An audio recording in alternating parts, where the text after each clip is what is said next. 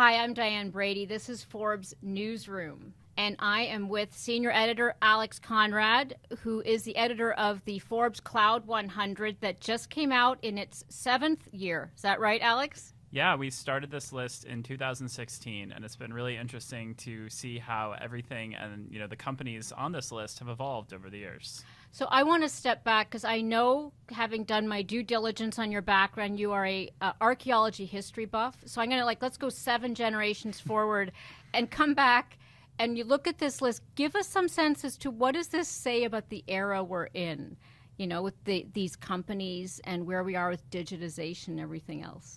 Yeah, of course. People ask a lot, why would someone who loved archaeology cover technology? And what's interesting is that, a lot of these companies and trends that we see in the tech world today are reminiscent of, what might have been a city-state or a whole society, thousands of years ago. Before they imploded. Exactly. The rise and fall of empires, now it's the rise and fall of these big tech companies. But they have really big impact for our audience, perhaps more than they would think. You might think, oh, cloud, that doesn't really affect me. But if you think about the companies on this list, they are the infrastructure that keeps our internet running. They're the payments companies that allow us to shop online. So much of our lives these days are digital. And the Cloud 100 are these companies that are basically underpinning that convenient world that we now rely on. Well, it's what's different about the list, it's the private cloud companies, right? As judged by the leaders of the public cloud companies, which I think is kind of funny, fashion show sort of situation. But tell me a little bit about the why private? Why not judge them all? Yeah, so we wanted the list to be focused on private companies because a lot of these are startups. Startups are the companies that are innovating, that are moving fast. They are driving a lot of their industry forward. For good and bad. And so, as a journalist, selfishly, I find it a lot more fun often to write about these startups that are, trying to have a big impact and moving really fast. And, then when we think about these public companies, more is known about them. The financials are out there. It wouldn't be as interesting to just be kind of ranking the same public companies over and over. Our hope is that by focusing on these private companies, which are, again, mostly startups, but not all startups. There are a couple really old, private companies. Like there's one in Santa Barbara where the same, founder has run this company for 50 years.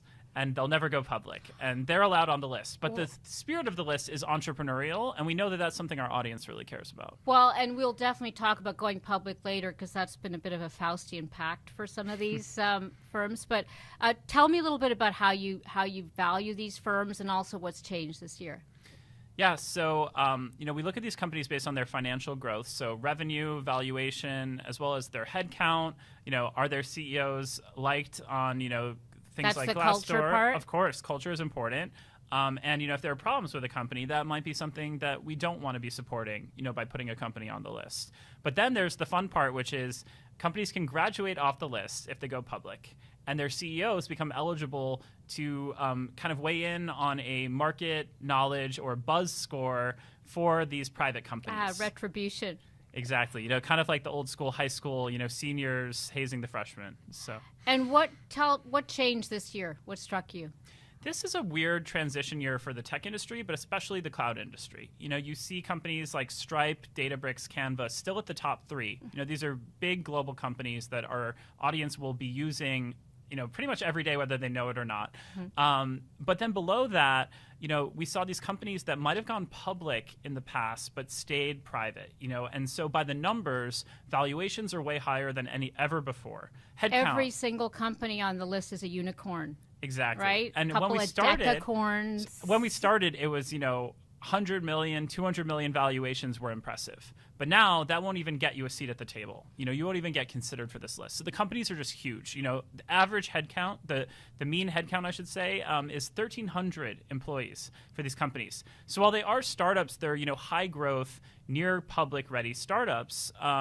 And that's fascinating to us because we only saw 11 companies from last year's list go public for this year. How'd they do? They all did really badly. No, right? They did terrible. So, I mean, when your stock is trading 50% down from going public, it's not exactly an exciting prospect for the current companies. And so for me, I look at this Cloud 100 list and I see all these companies that in a bull market would have probably gone and rung the bell at the stock exchange. And instead, they're kind of sitting there with these really impressive numbers, kind of just waiting for that window to potentially open. Well, I think that going public is interesting because we've seen a lot of resistance with tech companies in going public anyway, right? Who needs the hassle?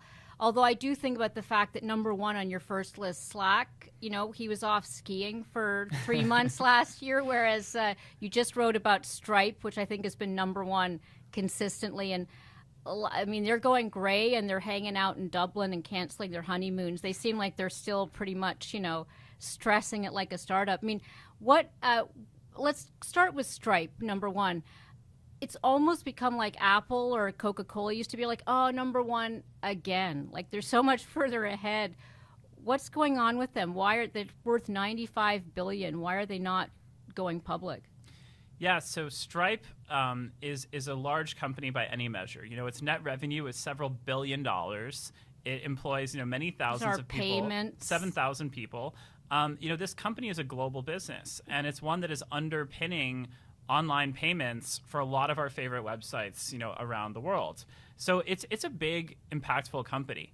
But if you look at the Collisons, the brothers who founded Stripe, they're in no rush to go public. They look at what's happening to their peers on the public market and kind of how you have to live quarter to quarter. And they're saying, why on earth? Because their employees are saying, give me a piece of this, right? Like, how do you keep them happy? And that is a great point. And I think that is one of the big tension points that people should know about, is that one of the consequences of these companies and these entrepreneurs not wanting to go public is that the money stays locked up.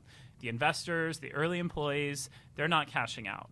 And if you think about it, those are the people who will invest or start new companies in the next generation. So we are losing some time right now as these companies resist going public because their employees are kind of stuck on the runway along with these founders who they don't care as much because this is their legacy.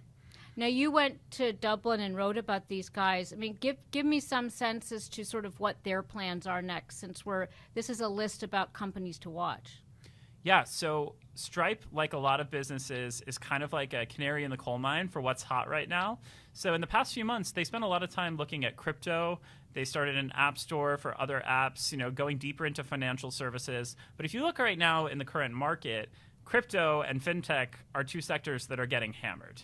Probably the safest place to be in the tech world right now is, infrastructure or security. So, Stripe is always working on a bunch of different things, but my expectation is that they will look more at kind of this picks and shovels, unsexy, kind of more infrastructure side of what they do, which good for them is most of their business. Right. The consumer-facing stuff, the Robinhood type stuff, maybe not as much of a focus in this current environment. It's interesting when I look at the valuations. We mentioned everyone on the list is technically a unicorn. I think there's 1,000. How many unicorns are there out? It's become almost prosaic to be a unicorn.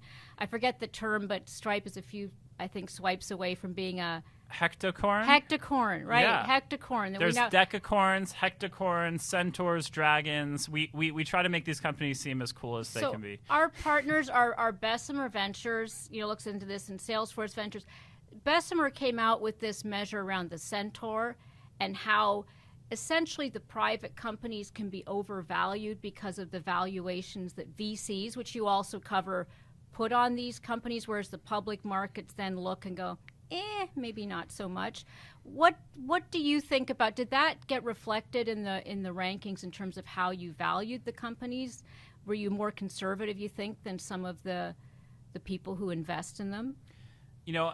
It was a little tricky for us because this list is a little frozen in time, where we may look back at it and say, that's why you're an archaeologist, right? We may say this was the top for a lot of these companies, at least for a couple years. Peak cloud. When our audience can buy stock in Stripe or Databricks or Canva in the future, it may be cheaper than the prices that are reflected on this list right now, which is fueled by the speculative excitement of these private investors. So we may be looking at least kind of that temporary peak, which again is similar to our audience members who probably own public tech stocks and feel like they're far off from their highs. So there is a bit of a sense of like we're frozen, suspended in motion. But if you're Stripe or you're Canva or one of these companies, you may be kind of privately taking a repricing, a bit of a haircut, and then hoping that you grow back to where you were. They would argue it's a lot easier to do that when you're private and you don't have all those analysts, questioning your regulators, quarterly earnings, writing, reports, their best days are behind them. They don't get that kind of scrutiny. I love the excitement around the Cloud 100. It's almost like the Oscars. You like the top 10 with Alex, Konrad. And one of the things that struck me is that this year I think there's only 20 new names on it, right? Does that say that the industry is maturing, or is it the economy? It's such a boring answer, but it is both, right? 20 new companies, 5 return companies who had previously dropped off the list. So 25 new faces, which is fewer than before. There were 34 last year. I think part of that is because of these fewer IPOs and sort of these big companies staying put. We had a few companies from the top 10 last year go public, like UiPath, HashiCorp, Toast, right, which is the restaurant. When you pay in a restaurant, you're using them. They all went public last year. And so none of those guys went public this year, and that kind of had an impact. But they got to judge these guys. They did. That's the silver lining as they look at their share price going down every day. I do want to talk a little bit about sustainability and ESG, and because one of the things I think I probably read it from Amazon Web Services is that if we all went on the cloud, essentially flowers would bloom and the planet would be green and we'd be good to go. And then others are talking about the energy that we use for all storing and processing all this data. Any general sense in terms of even if ESG or sustainability is part of the consciousness, since they're naturally not fossil fuel companies, but yet every company seems to be thinking about this? I think we're going to be seeing more of a reckoning in the future where we think about the energy usage of these big data centers, because it isn't really talked about. But I think, cloud companies in general would say we're software. Software should be more efficient than some hardware equivalent. It's hopefully easier to just hold your credit card over a reader and pay that way than to, have to print a lot of cash and carry that around. And if you're Stripe, you would say, hey, our online shopping is hopefully more efficient in some ways. But of course, we know online shopping. MasterCard, Visa, they could say the same thing. Of course they could. And I think what's interesting is that we've seen alumni come out of some of these companies who are more focused on climate and impact. And there has been a wave of new startups, that may appear on this kind of list in the future. One founded by ex-Stripe people is called Watershed Climate, and it's trying to help companies reach carbon zero, not just like the carbon offsets, but by doing business with them, moving to the cloud. How do they help you go green? They do a couple interesting things. One is that they will study your system to figure out where you are actually using carbon, and using software say, hey, you can cut X, Y, and Z out and reduce your impact that way.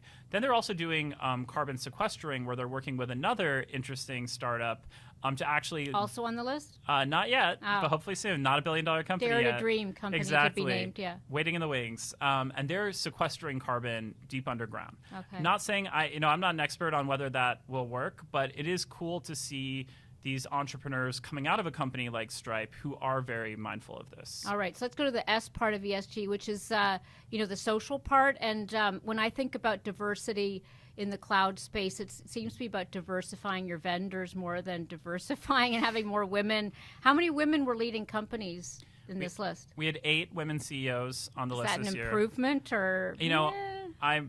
I'm not going to brag about 8 women. I think there's a lot of room for improvement on the list. We did have more than the year before, but this is an area where the industry and all of technology needs to improve.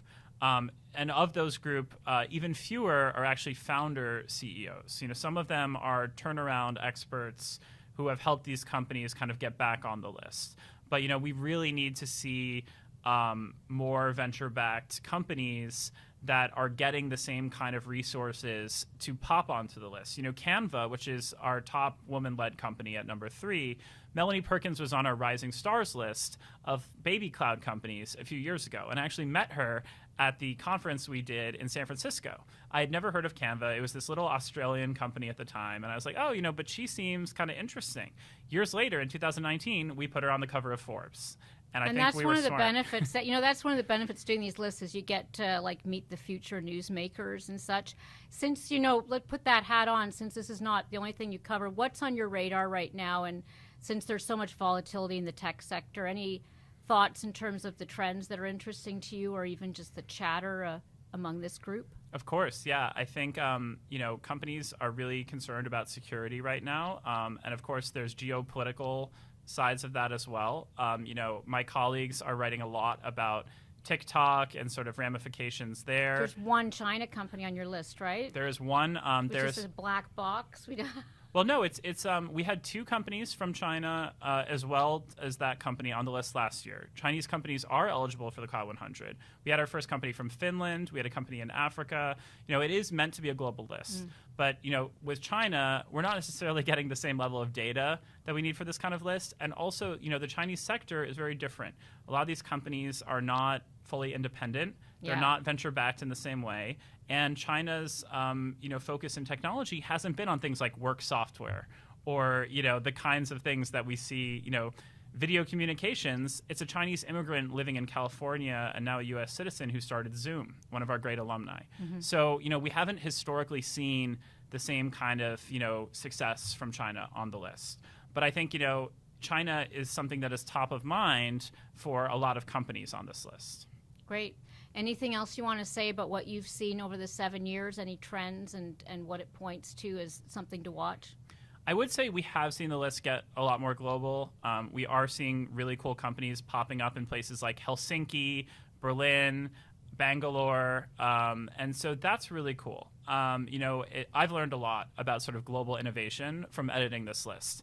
I think there's a lot more to come, and we're going to see companies popping up from Eastern Europe, from more from Africa, from South America.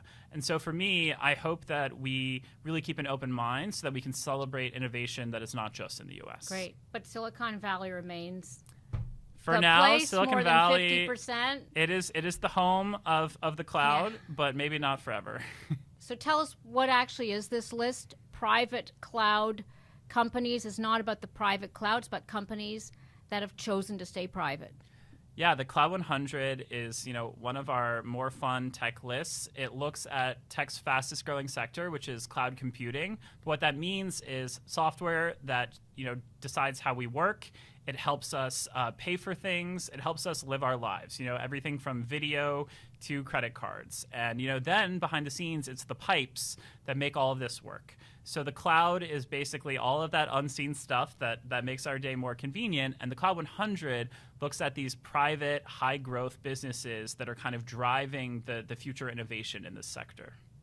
So also these are companies that have become essential to a lot of other companies that essentially are moving their businesses into the cloud to reduce costs, reduce their carbon footprint, et cetera. Yeah, the reason the Cloud 100 is exciting for Forbes isn't just because of the startups on the list, although we love to write about startups and innovation, but it's about the digital transformation that the Cloud 100 unlocks for pretty much every sector. Based on almost any job that our audience could have, you could throw a job at me and probably prove me wrong, but I'd say the vast majority of jobs are interacting and having an easier time because of something on the Cloud 100. And so it's that impact on our lives and how we live and work that I think really makes the Cloud 100, notable. Is that what accounts for the staggering growth that we've seen in valuations and revenue? Because, during the pandemic, when a lot of businesses dipped, at least partly, these companies were growing, and they continue to grow this year.